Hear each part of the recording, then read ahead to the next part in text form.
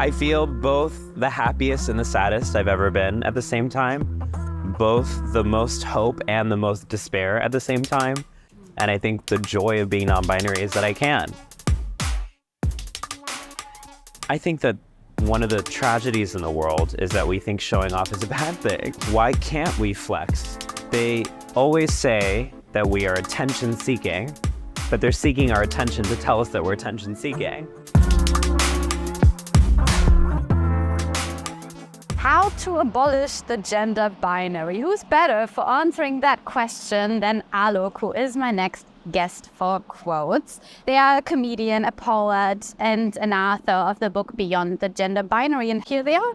Hello. Hi. So nice to meet you. Hi. Stunning. Thank you. Well, look, I did put on my most extravagant outfit because I know that when I'm meeting you, I can't just dress like... Okay, I just want to question that word most, because if you're coming with this kind of energy in the afternoon on a weekday, I want to see what you're wearing on the weekends. Well, on the weekends, I'm more like a PJ kind of person. Got it. And I didn't want to come with just my jogging pants. You know? I'm trying to move beyond judgment on that. I'm trying to have compassion, and I have questions. Good, yeah. We can have these questions, all right? Like, just ask me whatever you like later. So, look, when I came to meet you today, I felt a little bit not uncomfortable. I mean, I look fabulous, of course I feel good, but I felt uncomfortable because I don't know, maybe I was scared that somebody could think I'm showing off. What do you think about that? Well, I think that one of the tragedies in the world is that we think showing off is a bad thing. Right. Like, why can't we flex? Right. Why can't we draw attention to ourselves? They always say that we are attention seeking, but they're seeking our attention to tell us that we're attention seeking. So I think so much of what misogyny is about saying minimize yourself, make yourself small, invisibilize yourself. Right. And you get punished for actually saying, no, I deserve respect. And so for me, so much of what fashion and beauty is about is you might not be celebrating me, but I'm going to celebrate me. Exactly. So what is going through your mind when you're coming in an extravagant outfit, for example, to a job or where we met today? Well, I just want to show people who I am on my own terms. Yeah. I think so often people are living a uniform in their mentality and who they are. They feel like they have to fit into some prototype or transcript, but that's not who we are. Each one of us is individual, unique, expressive, and I want my aesthetic to demonstrate that.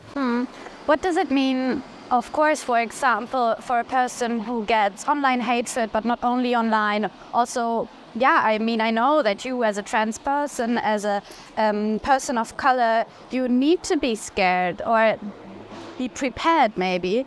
I don't know, even hate crime in the public. Is that something that goes through your mind when you're going somewhere? Yeah, totally. Yeah.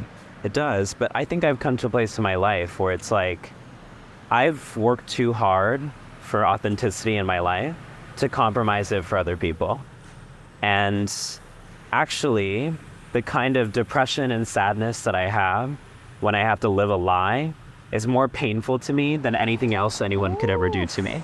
Right. And actually self-betrayal and self-erasure sticks with me much longer than anything else anyone will do to me. Right. And so I want to continue to uplift me no matter what.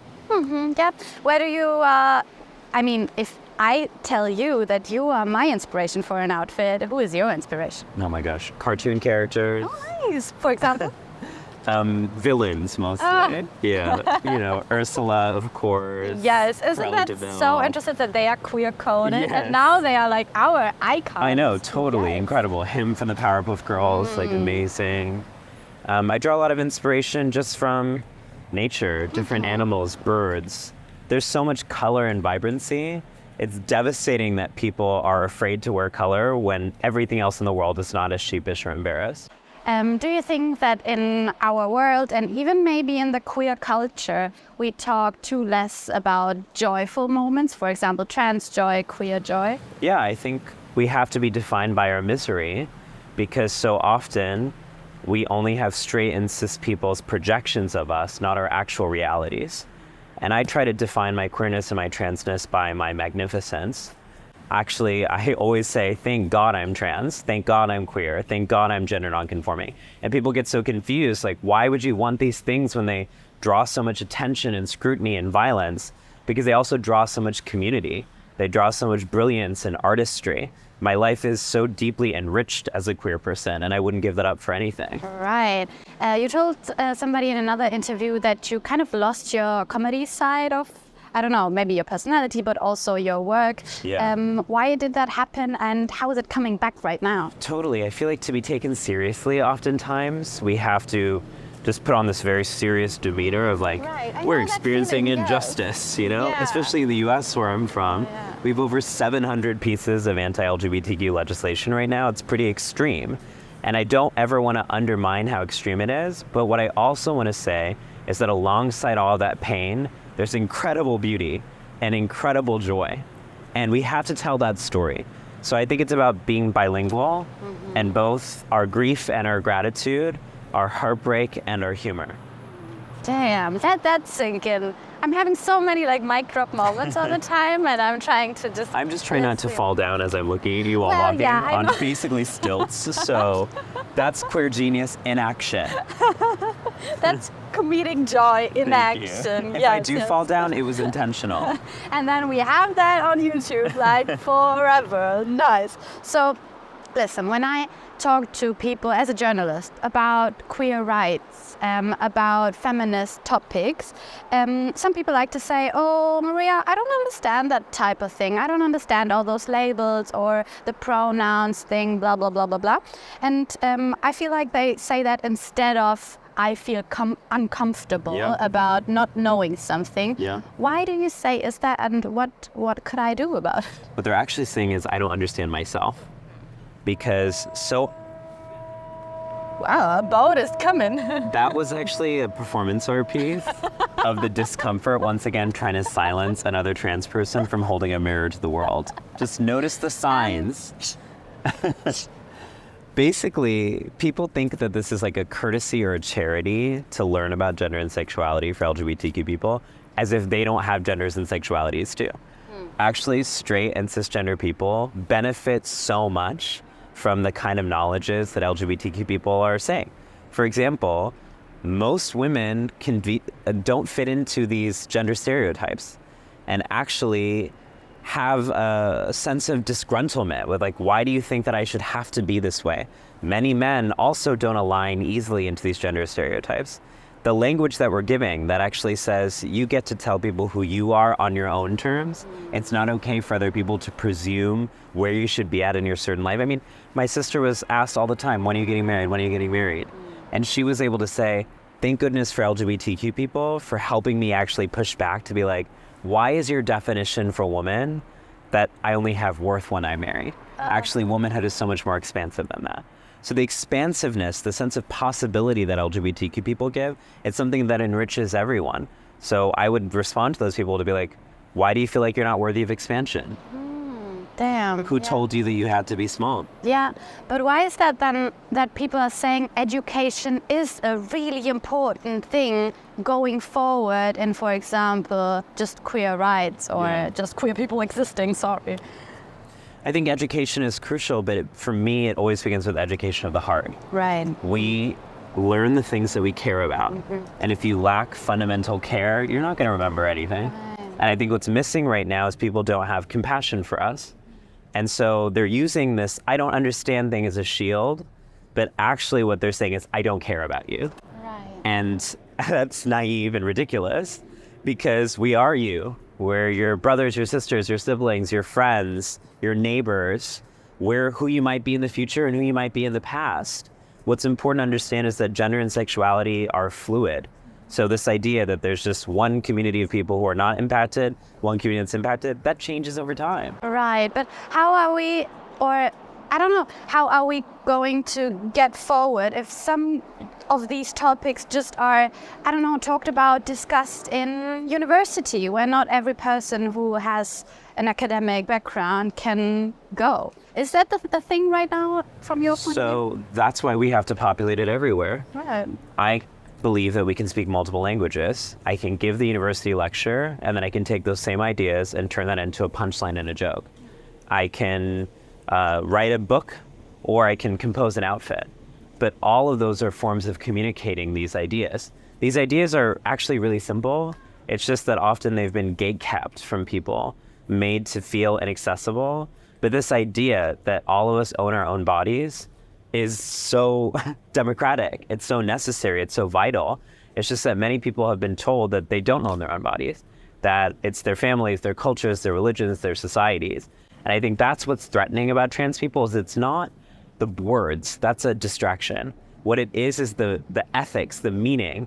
That idea of autonomy is so destabilizing because people didn't know that they were worthy of autonomy.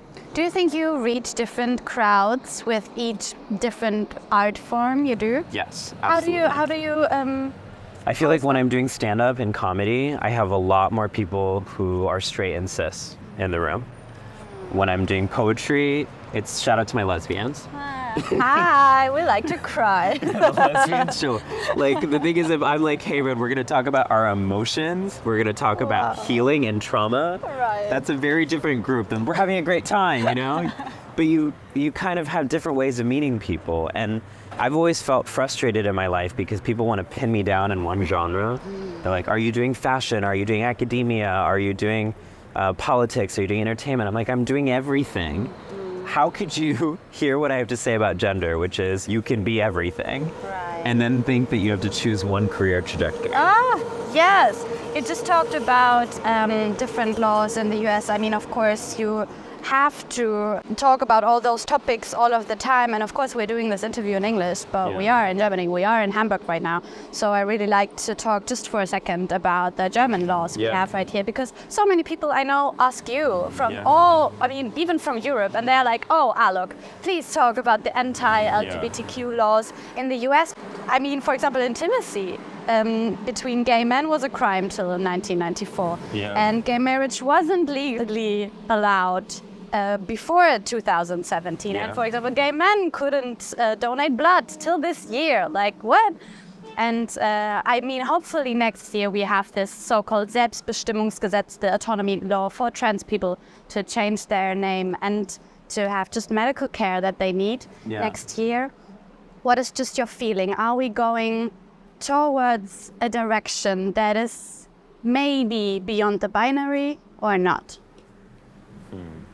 I think that there's multiple times existing at the same time. So in queer time, we are. It's been amazing to see how queer people are moving beyond the binary, are no longer assuming people's gender on their appearance, or normalizing asking for people's pronouns, or appreciating and celebrating gender fluidity. And yet, alongside queer time, we're seeing extreme repression and the rise of a very vocal and vigilant anti-LGBTQ movement that is trying its best to disappear us from the face of the earth. I mean, that's their predicated and explicit goal, is our eradication. Again, is that God? I don't know. So I feel both the happiest and the saddest I've ever been at the same time, both the most hope and the most despair at the same time. And I want to hold both. And I think the joy of being non-binary is that I can. Right. I don't think that there's a definitive answer of what certainly is going to happen. I think it's going to be different concentrations and different frequencies and different energies all combined.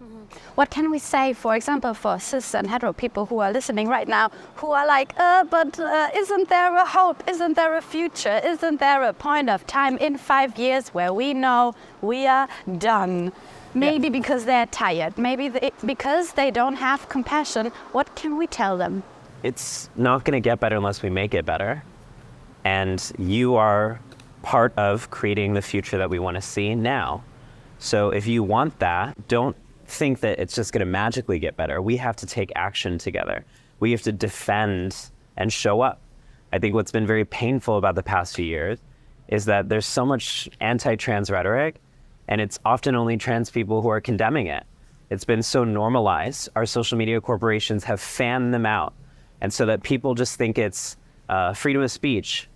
And it's not. It's a lot of hateful, bigoted views that are actually leading to real life violence and consequences against trans and gender non-conforming people like myself. So what we need is our cis and straight allies to actually say, we don't tolerate this. It's not okay. Yes.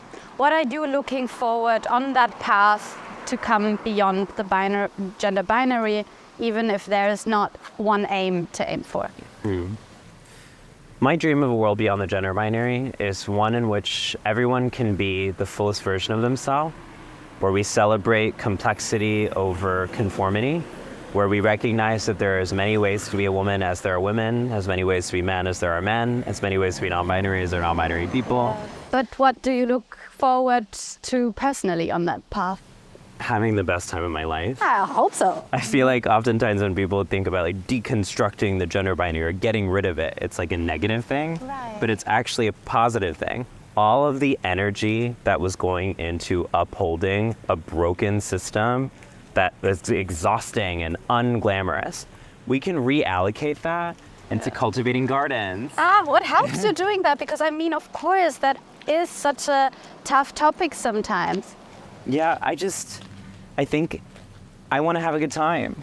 I feel like life is too short, and one of the things that's been most precious about living in this form is that I don't get to take the future for granted. And so every single day, I'm like, I want to have no regrets. I want to experience the fullest extent of my laughter, the fullest extent of my joy, because I know the stakes of it. I know sorrow, I know loneliness, I know anguish. And I think that's why queer people are so funny and why queer comics are my favorite, is that for us, humor has never been about just pure escapism. It's actually been about being able to survive, being able to take the fangs out of the things that hurt us most. Right. So I suppose what I'm trying to do in my life is to just to be an ambassador for joy. And I think people are confused by that. They're like, how could you experience so much discrimination and still be so joyous? They can take my rights, they can take my safety, but they can't take my joy. Yeah. And I mean, especially with that, you have to, and you're the best person to describe how not only us as a queer community with different identities, but of course, especially cis and heterosexual people have to feel that self-love, to feel that self-compassion, to also just uplift others. Yeah. And I believe like if you give yourself permission to be free and to be happy, you no longer care that other people are happy and free. The reason why there's so much antagonism against us, especially in this society, is because there's so much repression. People haven't allowed themselves to be their true selves. People keep on putting off joy as something you'll do in the future, in the future, in the future. They're chasing a carrot that's going nowhere. They're climbing a tree that bears no fruit. And so when they see queer people unapologetically and flamboyantly saying, you get to be happy, you get to be free now, that frustrates and irritates them because they didn't think that was possible. So I just wanted to tell the audience, your joy is possible here and now. Yes. And you can celebrate that by, for example, sending this video to a friend via WhatsApp, or to just tell other people on Instagram or wherever you are to watch those episodes of Quotes. And yeah, I'm so thankful. Thank you, Alok, for this interview. It's been so fun.